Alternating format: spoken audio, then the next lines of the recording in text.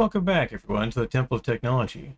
I am your host, Scott James Magner, the idiot with a microphone. And this is not an episode of So Here's the Deal. This is simply me hanging out in the temple, talking about stupid shit that I like to do. Because, let's face it, I do a lot of stupid things, really stupid things.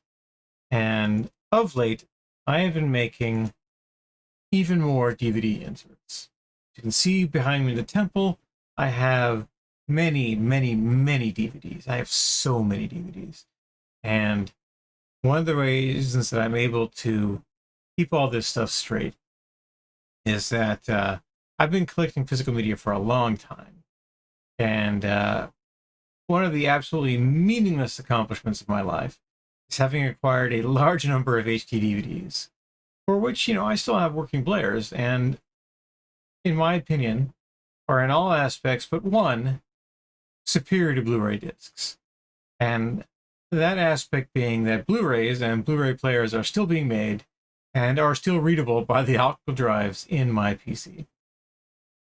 Up until last summer, I had an internal HD DVD drive, which was also a Blu-ray drive. And I used it extensively to archive the discs that you see behind me onto my personal media server.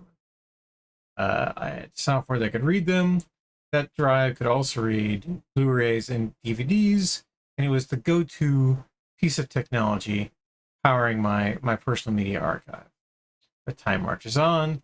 The drive started to just spin and not do anything. And the software that I used patched itself up, finally eliminate the legacy format that I loved so much. So I started, instead of, making a rational choice and just get rid of all my HD DVDs, I started to supplement my collection with cheap/free DVDs of the same movies that I would pick up off the internet or from swap sites or in lots that I would find on Facebook. And then I would archive those DVDs and upscale them using a different software program, and I'll link to that in the description as well. Roughly the same quality. So, in addition to setting my money on fire, I also enjoy taking things out of boxes and putting them in smaller boxes. So when I would get these DVDs in, I would take them out of the case that they would come in, typically one of these 14 millimeter cases, and I would put them in a much smaller, space-saving 6 millimeter case. Some of these are 5, some are 4, some are 7, but in general, they're 6 millimeter DVD cases, which is, a significant savings when you've got many discs. And even though, I've got a lot of shelves you see behind me, I have many more discs than I have shelves. So there are compromises one has to make, and one is putting things into smaller cases. Another thing is consolidating things into cases when you have one or more discs. So one of the things that you have to do when you take a DVD from a larger case, a 14 millimeter case, or even larger than that, some of them are like 1.5 inches thick, which is, I believe, 27 millimeters. You have to manipulate the physical piece of paper. You have to manipulate that DVD cover insert so that it will fit in that case. And typically that means using a straight edge or some tool and folding the edges to make sure that it fits, not only fits in the case, but that the spine lines up right down the middle. And so as I got these new DVDs, I would put them in double cases. That was a double spindle case that I showed you there. They also come in single spindle cases. But I'll put the new DVDs in them alongside their HD. Pardon me. Didn't get a lot of sleep last night. Alongside their HD DVD cousins, and then I would make sure that both of those cover inserts, both from the HD DVD and from the DVD, would fit in the case.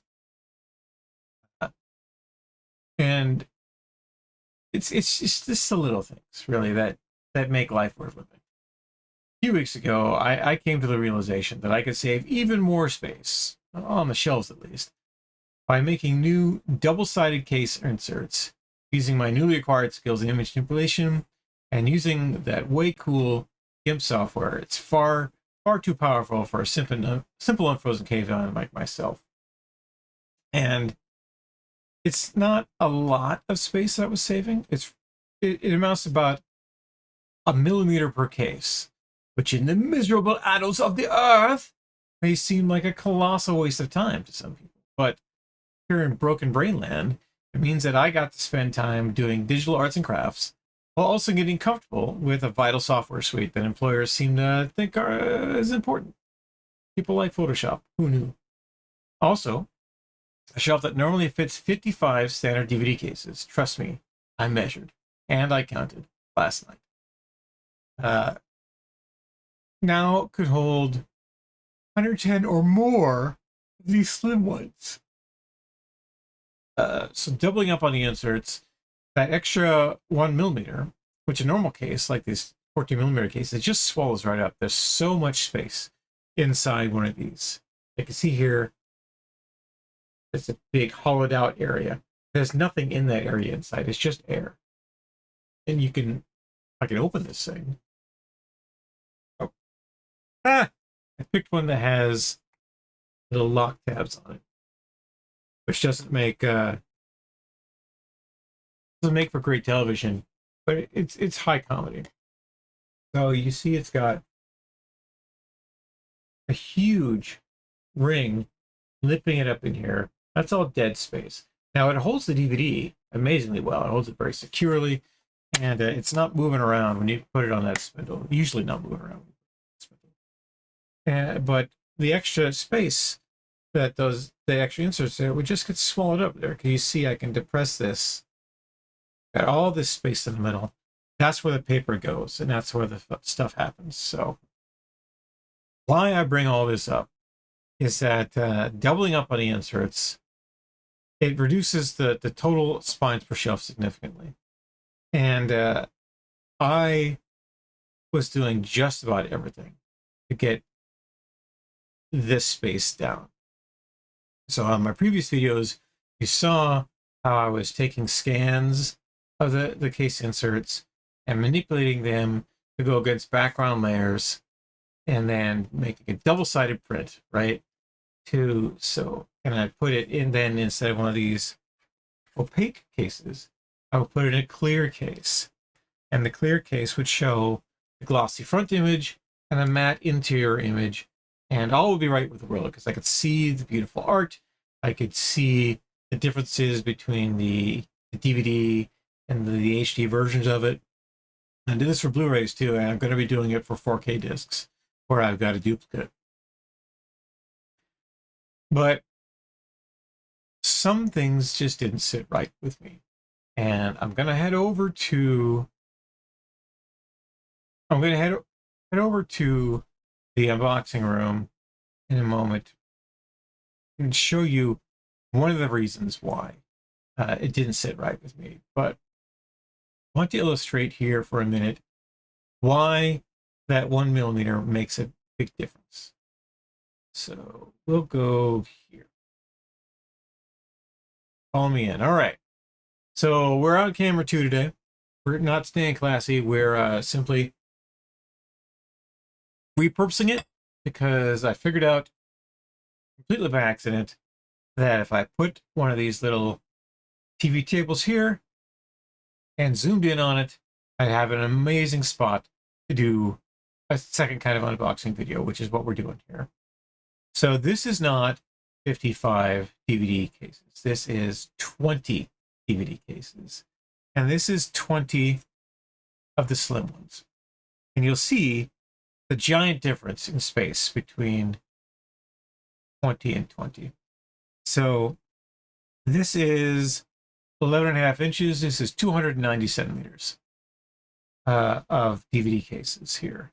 And this is 5 3/8 inches on a generous measure, which is 135 millimeters. So 135, 290, huge difference.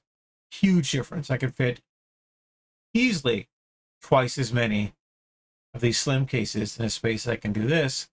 But remember, these are double DVD cases. There are 2 spindles in each one of these, which means it can hold 2 discs. 2 discs. And that is a significant amount of savings. So, yeah, I'm going to show you what that means overall, because these are empty DVD cases. They're empty. They don't have anything in them. These are also empty. They don't have anything in them. I'm going to show you why I care so much about that 1 millimeter. I could do this without tipping everything over. It'd be awesome. So these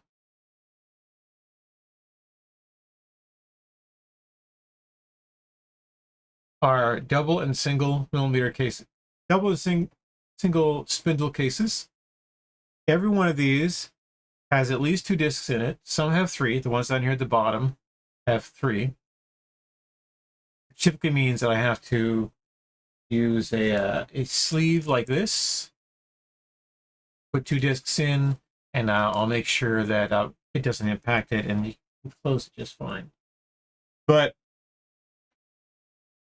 you see 2 things immediately here. And one is that it's got easily 20 DVDs is 1.5 inches longer. But you see this back end here? That's another 1/2 inch big. That's because of that 1 millimeter. It's fat. It makes the bottom of these cases thicker. And even if I compress this, right? Kind of like, I'm hoping that it will be on the shelf, compress it. Look at all the leeway there. Look at all the stuff that's going on. That's just wasted space. It's sitting on those shelves back there. And you can see a bunch of wasted space on some of these shelves. Now, the one at the top is really tight and really compressed. And that is mostly full seasons of television in 6 spindle cases, or Blu-ray cases, or individual episodes in the 6 millimeter cases. Sometimes 5 millimeter in the case of the Blu-ray ones. We'll get into that in a minute too, because it's really annoying that they're not all the same size. But 5 and 6 millimeter are essentially the same, but 7 or 8 millimeters as compared to 5, not the same at all. Right. And these are the next 20 discs that I need to make case inserts for. And why it's important to note the space savings that we're dealing with here is that there are 2 discs in these. 2 discs. And what that means is that to accurately show you how much space I'm saving, I gotta add another 20 discs here.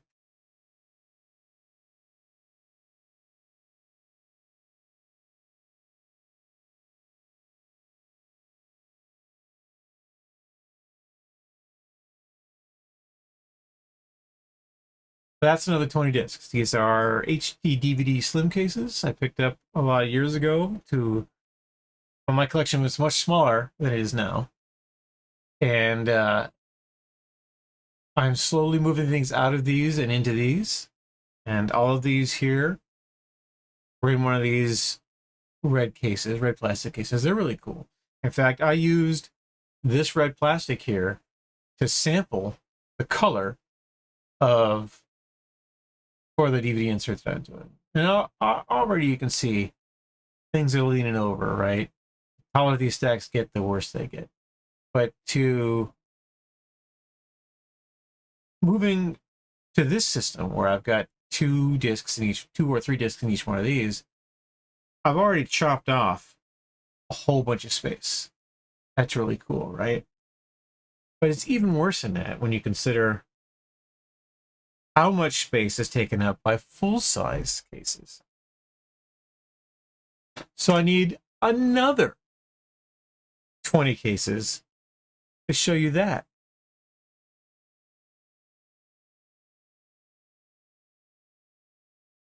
And I don't have 20 HD DVD cases anymore. I've gotten rid of them. I've recycled them or moved them around. I have a few though, but I have a lot of 4K UHD disc cases. And so I supplemented the ones I needed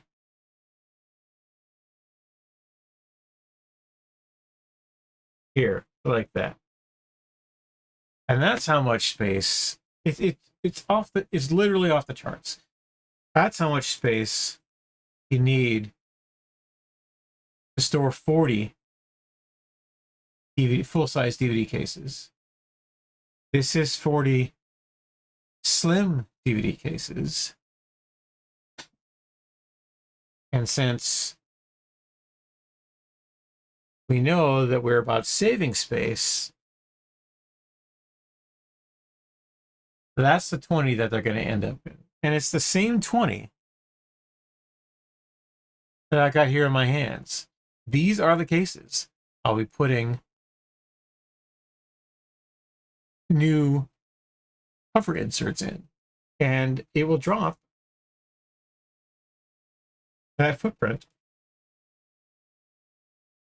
that I showed you. The wobble will all be gone, and I will end up saving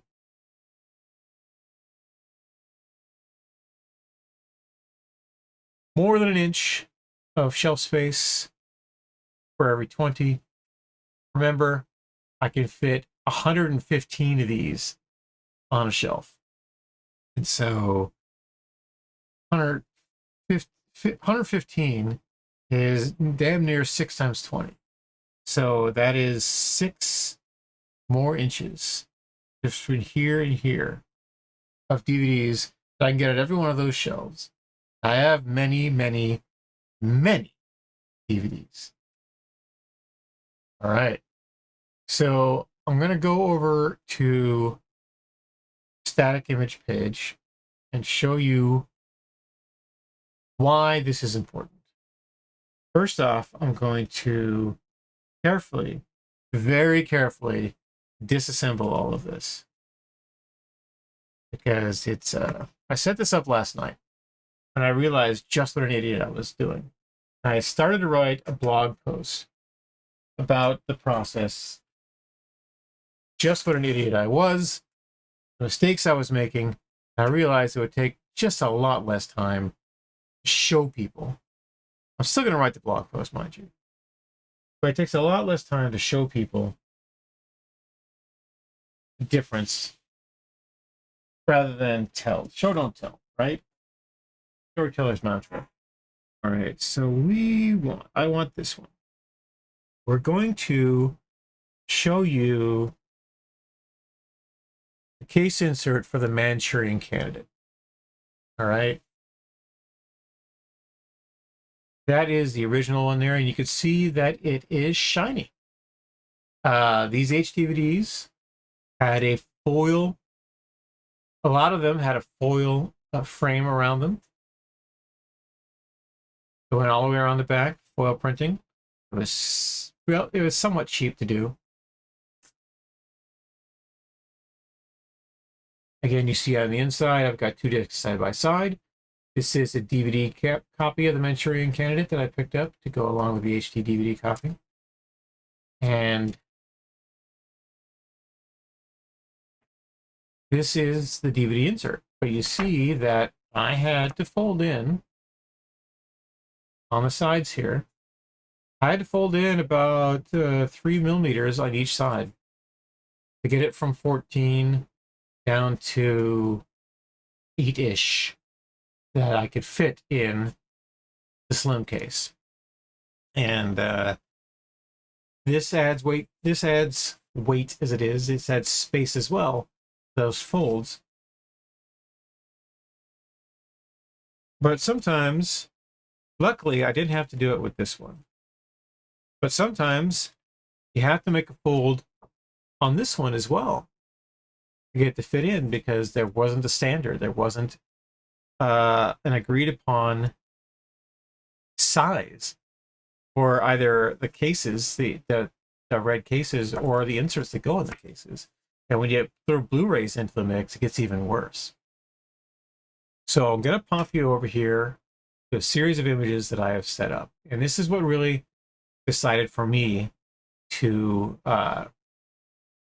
do a video instead of a blog post, because of the number of pictures that I would have to reference in the blog post. So this is what happens when you scan in this shiny DVD insert into a scanner. And I have a really, really nice scanner. I do. But scanners work on light. It shoves a light in, essentially takes a photograph. They're like a photocopier. It takes a photograph reflected off the image, back through flattened glass, and then captured by scanning software. And this is what happens. So the colors get a little washed out. Some bits get really shiny. You can never, once these things have been in a case, you can almost never get them flat again. So the shininess that you're seeing up here on the spine is literally it being bent around the disc for years and years and years, 20 years in some cases, especially with these HD DVDs. But there's a lot of cool detail on that frame. You can see, like this, the Paramount high definition thing down here. There's all sorts of special features, and there's information that I don't want to lose when I make the new DVD insert. In fact, it gets far worse, because I have to manipulate these images again to get them into the new inserts. So I have to do that 2 or 3 times over. So I've got to thinking that I have picked up a huge Photoshop document, not for these Paramount HD DVDs, but for the Universal HD DVDs. And this thing has got 100 different layers, really, of stuff taken from a couple different movies that were scanned in. It comes with a couple, this template came with a couple of background images so you could see how those images bled through and whatnot. But I got to thinking maybe I could do that myself using my new skills in image manipulation. And those skills I would start with the scan here, and I would try to take out the information, and then I would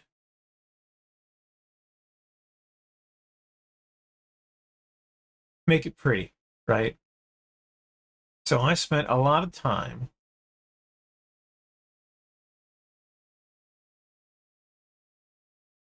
it didn't do the thing.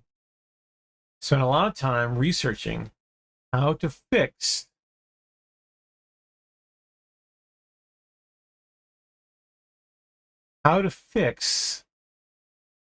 the color, right? To make sure that I got color right. And I couldn't find it.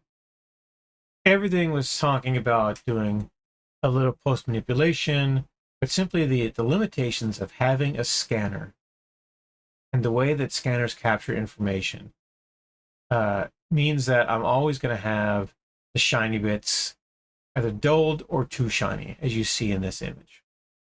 But then on a forum, because I was on a lot of forums yesterday, and this is having, spent an hour or two trying to figure out, going through, trawling the internet, trying to figure out the best way to do image color correction.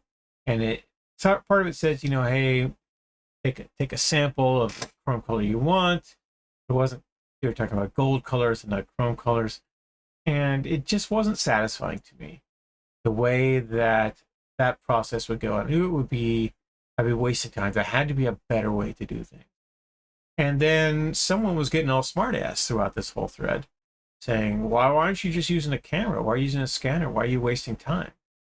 And I got to thinking, well, because you pretentious ass, not everyone has a cool camera. Not everyone has a high resolution digital camera that they can do professional photo shoots with. And I thought about saying this on the internet, but arguing with people on the internet is just a waste of everyone's time. More so than that guy was already wasting. And I realized that I have a high resolution digital camera. I have one hooked up to this very PC. I have one that I use for unboxing videos and for stream conferences. I, in fact, have 3 high definition digital cameras hooked up to this PC. And without needing to scan it, it just opened up my options. So what I did was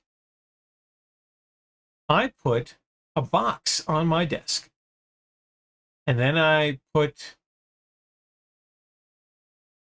the DVD insert on the box, and I flattened it out as best I could, and I took a picture of it. And you can automatically see the difference between just taking that top-down picture. I didn't do any color correction to this image at all. I didn't do any manipulation. This is the raw picture that I took with my Logitech StreamCam, which is a really, really nice camera.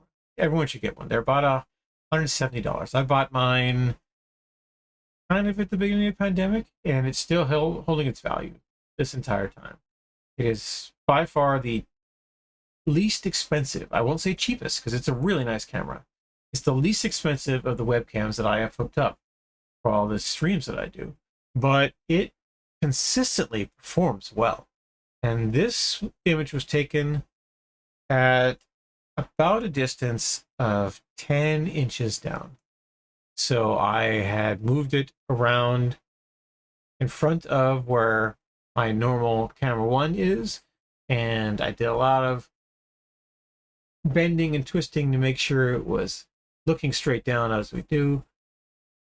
And I got this amazing image. And my plan, because I'm smart, SMRT, is I would take the frame for this really cool picture that I had taken, and I would go into my image manipulation program of the GIMP or Photoshop, and then I would just remove all the pictures.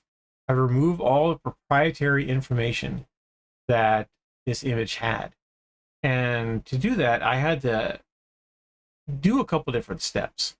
And one of which was I needed to remove the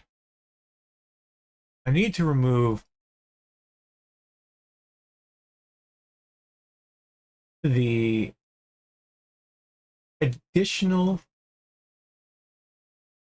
digital artifacts that the disk had.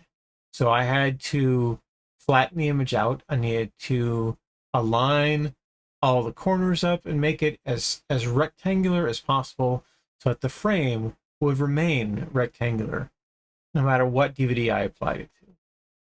And then I spent an hour and a half teaching myself how to use anchor points and doing paths, and I came up here.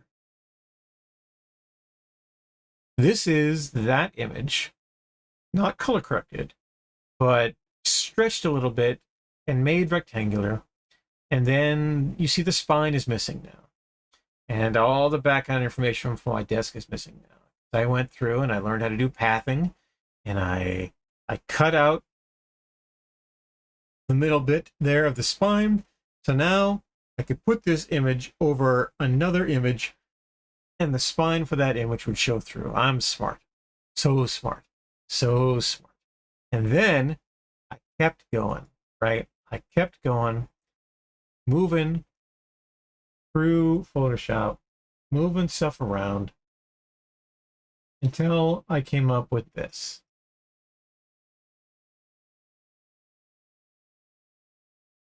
This is still the same image, but now all of the information is missing. All of it is gone.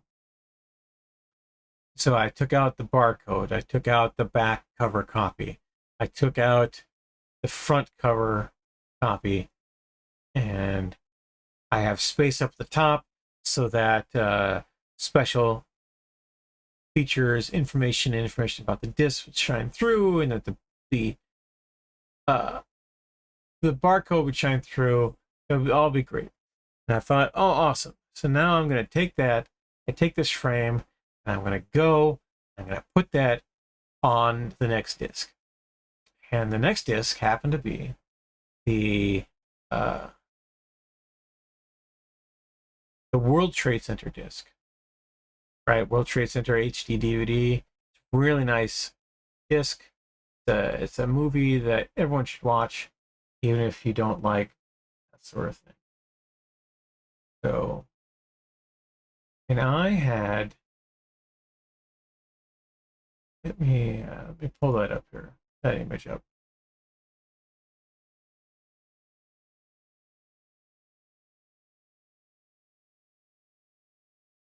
There we go. Now I gotta do a quick transform. It's happening. All right. And so is that the one I want? I don't want that one, do I? I don't want that one. So this is what happens when you scan shiny things in your scanner.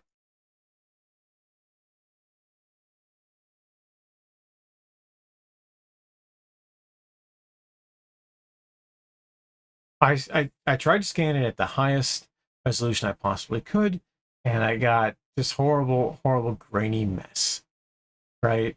And you can't read any of the text. Everything is kind of messed up. I even taped it down, right? I taped that to the card rather than just lying it on the card to make sure that I had the best possible coverage, and it just didn't work. It didn't work. And I had done this before. I figured out the trick with taking a picture of the box. So, and I'd also thought, well, maybe I could, instead of a 1200 DPI full color picture, maybe I would do a 1200 DPI grayscale picture.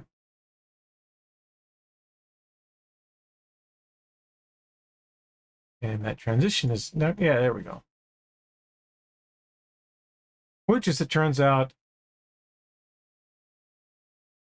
looks even worse.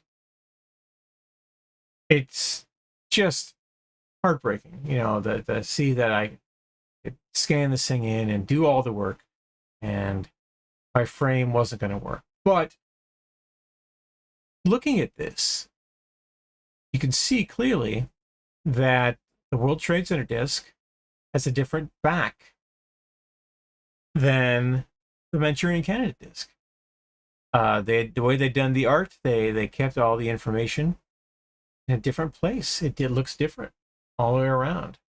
So I was kind of at a loss to figure out what I was going to do and how I was going to make this do. So I grabbed a picture of it using my box plan.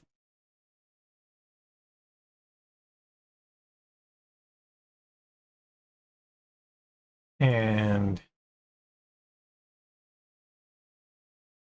remember, it's taped down to the piece of cardboard, so it's nice and as flat as possible. And I took a picture with my way cool digital camera. Looks very professional. Everything's awesome. And I opened this up as it was so pretty and nice. And I opened it up in GIMP, and I started to take out the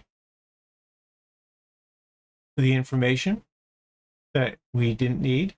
And I realized, all of a sudden that now I was wasting time. I was wasting time manipulating this image to do anything except straighten it out and flatten it so that it was rectangular.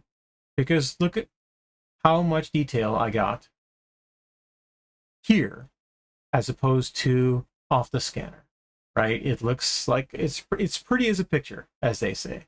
It looks wonderful. And so now, having spent hours and hours and hours, many hours, more hours possibly than you can count on one hand, to try and remove the shine off an image so that I can flatten it in Photoshop, paste it on a piece of paper, and then run a DVD on the back side of it, print that up, put it in one of these cases so that I could save a millimeter, maybe a millimeter and a half worth of space on a shelf. That's a horrible thing. When all I have to do is take this fucking picture. I take this picture to skew it up in the image manipulation software. It takes a minute. It takes less than a minute. And the colors are already awesome. It's already saved as a PNG because that's how it starts as a JPEG and you save it as a PNG immediately. And then you pop that in on your template. Boom, boom, boom. That's it. So now I can keep scanning the DVD inserts, like the basic paper, flat DVD inserts that you need to make the whole process work. I'll keep scanning these on the scanner because I don't care what these look like. These are going on the inside of the disc. They're not going to be glossy. All I need is the information, the basic information contained on this insert. And that's it. I'm done. Now the process of making this insert is even faster. It's going to take me maybe 5 minutes a disc. And that includes print time. Possibly includes me cutting it out using my paper cutter. And lo and behold, I am, as they say, an idiot with a microphone. This has been me talking about making DVD case inserts, saving space, making sure that I can fit all of my media collection up on the walls here and share it with the world. And this has been my stream. Thank you very much for watching, everyone. If you like to see me be an idiot, please like and subscribe to the channel. Certainly check out my series of videos called So Here's the Deal, where I talk extensively about the discs themselves and the experience of watching the discs and the special features that are on them. Not just putting them in cases, right? But experiencing the media as it's meant to be experienced. And hey, if you want to, buy some of my books. Go to rsentertainment.com and check out all the cool stuff that we've got there. It helps me keep the lights on. It certainly helps me buy more DVDs and, printer ink, which is a whole nother conversation that we can have. Because that was the first part of my day yesterday. I was arguing with the printer people about why I don't have any printer ink. And their response was, oh, your printer is old. It's at the end of its life. You should buy a new one. And that is not the right response. That is not what to say to somebody who has been screwed over by your customer service department over and over again for more or less the last 9 months. Hey, your printer sucks. Get a new printer. No, my printer is awesome. It works great when you have ink. It scans things wonderfully. And to get a new scanning printer would only be a couple bucks a month more. And I'm already paying for the ink that they're supposed to just ship out to me all the time whenever I run low on ink. I've been out of ink for 7 days. It'll be another 7 days before I get more ink because it does not come the way they said it was going to come. I used to get a lot of color ink and a little bit of black, and now I get one black and one color. It's a very long story about that. It involves profanity, and I don't want to go into it here. But just a couple more bucks a month, and I could have a brand new scanning printer that would use different kinds of ink. I get one with a huge tank ink, right? So I'd never run out of ink. It just has a giant tank of ink on the side of it. And that would be cool, yeah. But you have to commit to a 3-year subscription to do that. And I paid cash for that printer. It's mine. I own it. I get the ink at a substantial discount from them, like $6 a month, and they send me ink whenever I need it. And those ink cartridges cost $35 each, right? So they're hoping that they're betting that I won't print, and I'm betting that I will. And so far, they're kind of winning because the number of times they have not sent me ink over the last year is a lot. But the number of times that I have needed ink and had it is all the time, except for right now, where I can't actually print these DVD case inserts because I'm out of color ink. Oops. I do stupid things. I'm the idiot with a microphone, and this has been my stream. Thank you for watching, everyone. I hope I haven't been too boring, but I'm hoping that you're going to have a great rest of your day. Me signing off. Take care out there.